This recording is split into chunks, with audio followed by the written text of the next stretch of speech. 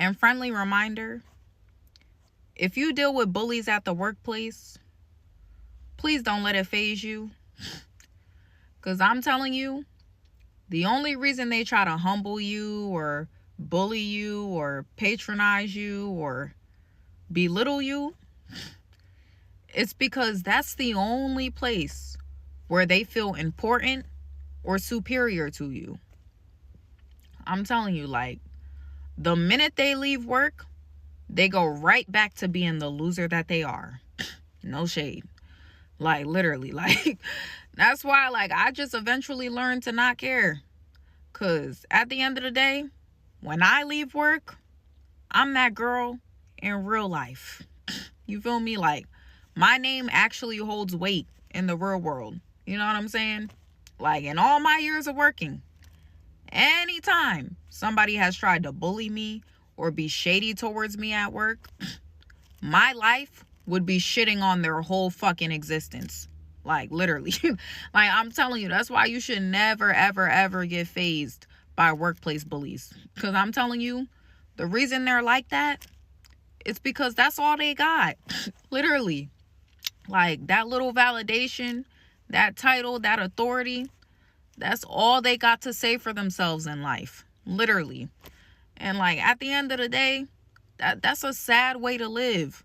Like, imagine only being valuable or powerful in one space instead of just naturally possessing those qualities by simply existing.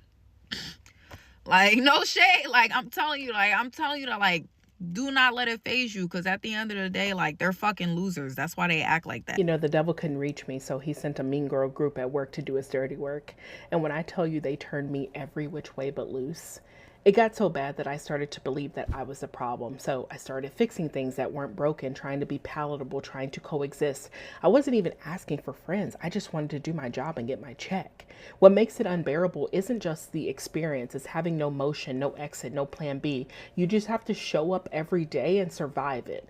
The audacity of grown adults competing for position and favoritism like it's high school, as if a corner office clique was ever going to feel how miserable they feel inside. A fancy title doesn't make a bully a leader, it just gives them a bigger stage. A lot of adult bullies do not try to hurt you through confrontation. They do it through perception. They'll try to influence how others see you, leave you out of conversations or even gatherings, make you feel like an outsider, and then act like you're imagining it once you notice. They know that if they can control the narrative, they don't have to control you. So they plant little seeds, make subtle comments, and create just enough distance between you and their small little group of enablers, just to make you question yourself. It's so calculated because if they openly attacked you, people would see it for what it is. Manipulation is the most effective when it looks accidental. That's why so many adult bullies hide behind it. They'd rather have people doubt your character than to just question theirs. While there was this associate who was always making inappropriate remarks to me anytime she could get me alone. For example, one time she said, you know, you went to Dartmouth, you worked at the White House, so a lot of people will give you, and I quote, street cred for being really smart, even though you very well might not be smart at all. Another time she asked me to guess the answer to something, then she stopped herself and said, well, actually, I know how much you make, so I won't do that to you.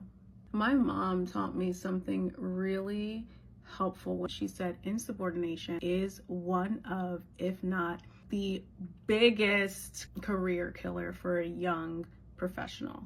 She said, if you run into issues, always dock the person. Now, what's docking? If you report it the first time, it can be dismissed as a mistake. If you report it the second time, it can be dismissed as a coincidence.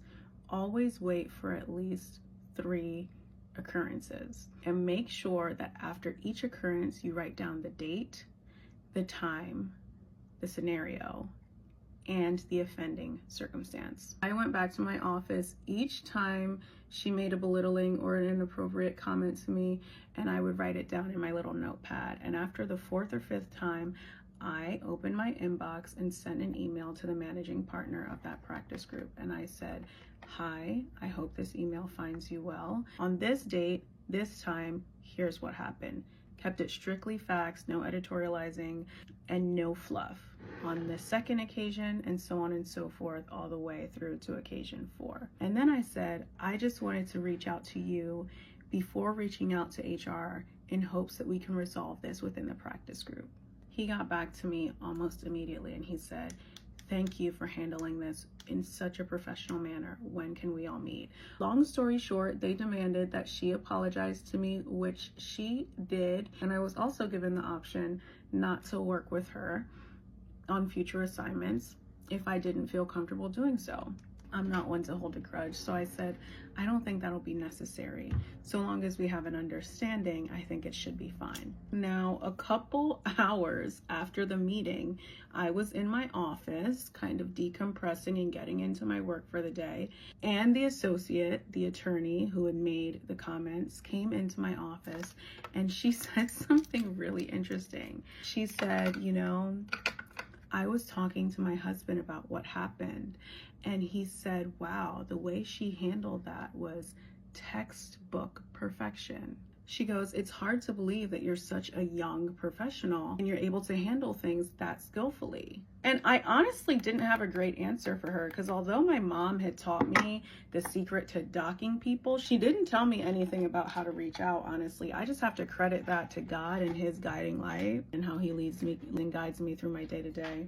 I tell this story as an illustration of the idea behind a post I made a while back where I said, always play the long game. Avoid the crash out at all costs. Take yourself seriously. Act like you actually believe that you are who you say you are. Had I crashed out and caught an attitude with her, it wouldn't have mattered what she said to me because I would have been guilty of insubordination. But because I took the time to calm down, relax, make a sound, wise, game time decision, I was able to play the long game. I continued to work there for 2 more years. I was well respected.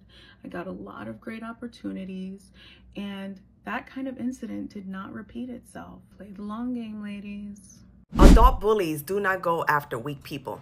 They go after emotionally strong women. And the reason is actually very simple. Emotionally strong women cannot be controlled. You see, bullies need 3 things to feel powerful: your attention, your reaction, and your insecurities. But emotionally strong women don't give them that. If you criticize them, they observe. If you gossip about them, they'll distance themselves. If you try to embarrass them, they'll stay calm. And that drives a bully crazy. Because when they can't control your emotions, they lose their power. And that's when the behavior escalates. More gossip, more passive-aggressive comments, more attempts to provoke you. But what they're really showing is something that they would never admit. Your confidence makes them feel uncomfortable. And that is exactly why they keep trying to tear you down. And the hardest part about adult bullying is that people expect for you to just ignore it. But recognizing it is actually the first step in protecting your peace. So I'm curious, which one have you experienced the most? 1, 2, 3, 4, or 5? Another reason that people that are so hated on become successful later in life often is because they've mastered the ability to be disliked. A lot of people will want to be successful, want to be in the limelight, want to amass a following, but they're not able to really feed into that image they have for themselves once it starts to come, because a lot of celebrity, being known, or being successful is attention and what you do with it. While you're expecting positive attention, people are more prone to hate. And so in order to be successful, you have to get comfortable with being hated or disliked, and not your regular level of it.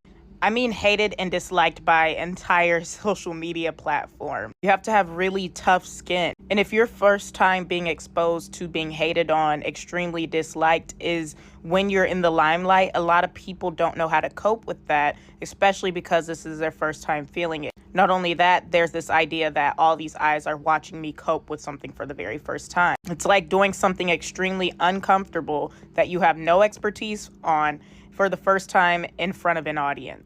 And for many, this is enough to make them shy away from what they initially wanted in the first place. But for people that have a past of being hated on, this is more regular for you than this newfound fan base or growing number of supporters that you may have been able to find as you've become more popular. Once you get the skill of being hated on down, Further, hate just adds to your experience and doesn't make the experience. By the time you have 5 years worth of experience of being hated on and you're finally put into the limelight on year 6, the hate comments will slide off that much easier because in your past, that's all you were exposed to. So it reverses the experience, whereas most people have been positively built up in life, and the first time they see some hint of dislike is in the limelight. For you, it's the reverse. You've been a small name so far, and the first time you saw support was when you were in the limelight. It changes your relationship with success, with being viewed, with being perceived, and with hate. So I want you to understand. Mean girl energy as an adult just screams misery. When you don't have a reason to dislike someone, so you create one, that's jealous bitch behavior. Then going out of your way to make people feel uncomfortable or unexcluded for no reason at all is miserable behavior. You don't get no brownie points for being a goofy. And that's typically why they surround themselves with people who don't check them about their behavior. And I hope you bitches don't be thinking y'all know bullies, cause you're not. Throwing shots but still wanting to be cool is very scary of you. I still want to see you eat, but just not from my table. Only pretty, classy, humble women over here. Free game.